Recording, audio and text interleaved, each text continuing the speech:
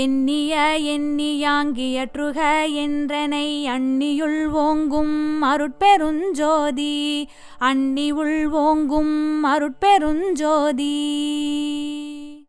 நினைத்ததை கூற வேண்டும், கூறியதை செய்ய வேண்டும், அதாவது நினைத்ததையே செயல்படுத்த வேண்டும். இதைதான் திரிகரண சுத்தி என்பார்கள்.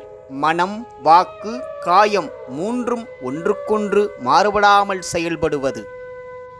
நான் நினைத்ததை நினைத்தவாறு செயல்படுத்துக என அருள் வழங்கி என்னுள்ளே ஓங்கி வளர்கின்றார் இயற்கை உண்மை கடவுள் என்கிறார் வள்ளலார்.